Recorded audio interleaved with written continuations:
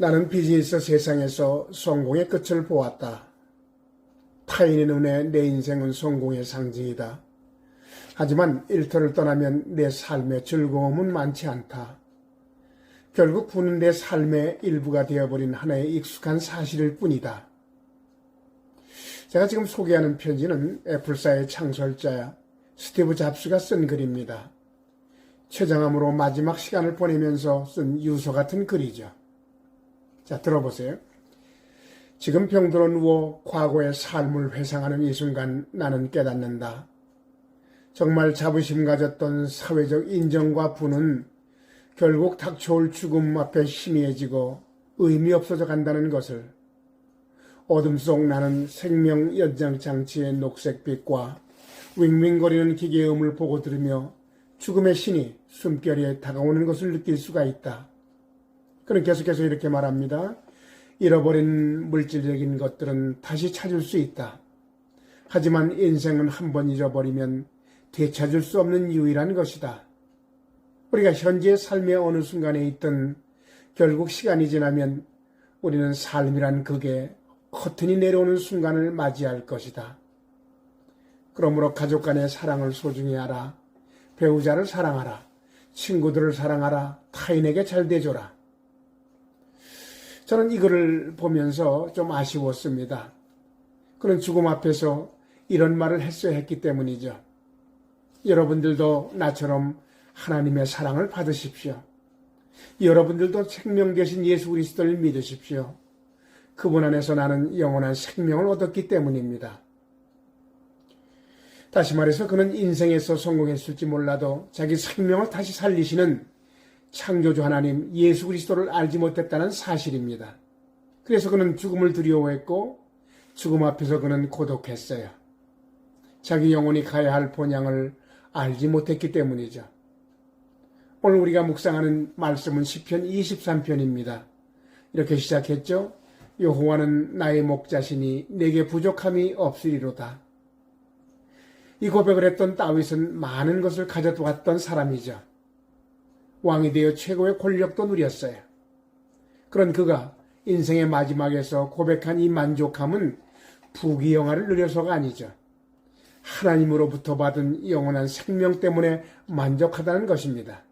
그래서 그는 자기 영혼의 만족함을 마지막에서 이렇게 고백하죠. 내 평생의 선하심과 인자하심이 정녕 나를 따르리니 내가 여호와의 집에 영원히 거할 것입니다. 다윗은 죽음 건너편에 자기가 갈 본향이 있었기 때문에 자기 삶의 행복을 노래하는 것이죠. 저는 요즘 오랫동안 소재에 꽂혀있는 책 하나를 보고 있어요. 제목이 아들을 위한 애가라는 제목의 책입니다. 이 책은 아버지가 아들의 소식을 들으면서 시작되죠. 미연엔에서 공부하던 아들이 알프스 등반길에 사고를 당해 죽었다는 슬픈 소식을 들은 아버지.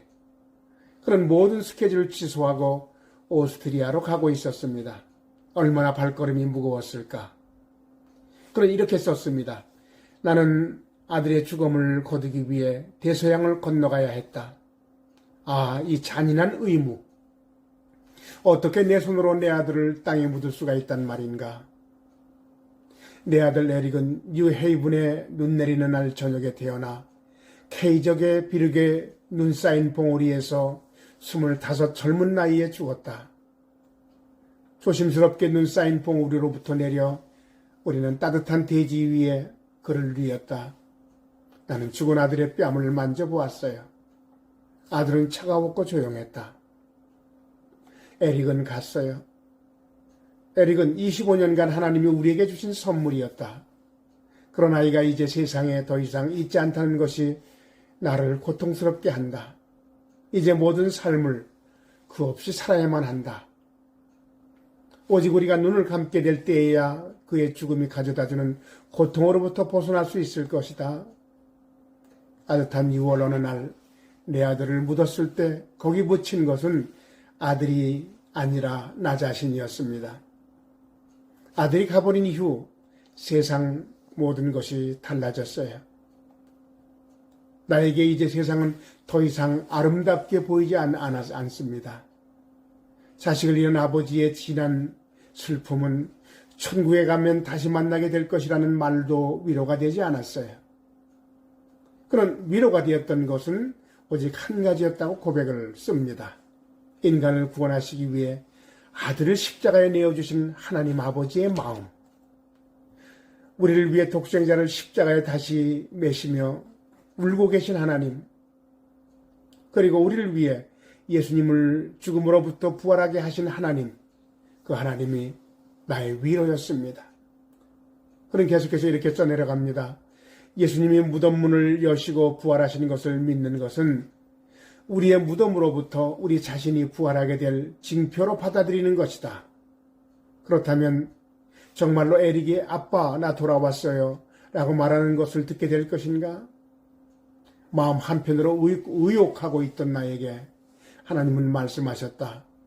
내가 이미 죽은 자를 일으켰으며 죽은 자로부터 나의 독생자 예수를 일으켰던 것을 기억하라.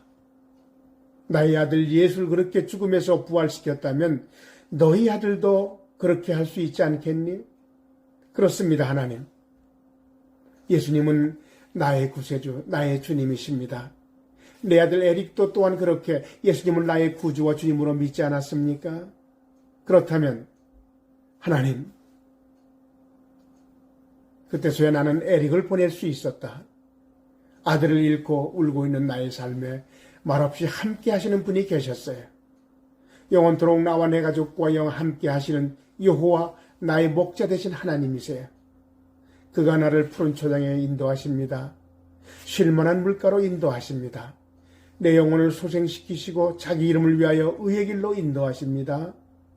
내가 사망의 음침한 골짜기를 다닐지라도 해를 두려워하지 않을 것은 주께서 나와 함께 하시기 때문이죠. 주의 지팡이와 막대기가 나를 안위하십니다. 그렇습니다. 나의 목자 되신 여호와, 이분은 죄와 멸망에 처한 모든 인생을 구원하시겠다고 약속하신 분이시죠. 그리고 때가 차는 날 약속대로 아들 독생자 예수를 이 땅에 보내셨어요. 하나님이 세상을 이처럼 사랑하사 독생자를 주셨으니 예수 그리스도는 이 땅에 오셔서 나와 우리 가정의 죄를 대신하여 죽으셨죠. 그리고 사흘 만에 다시 살아나셔서 우리 죄 문제, 죽음 문제를 해결하셨습니다. 만약 여러분과 제가 예수 그리스도를 나의 구주와 주님으로 믿는다면 죄와 사망에서 구원받아 영원한 생명을 선물로 받았기에 우리도 이런 고백을 할 수 있지 않을까요? 여호와는 나의 목자이십니다. 나의 평생의 선하심과 인자하심이 정녕 나를 따르리니 내가 여호와의 집에 영원히 거할 것입니다.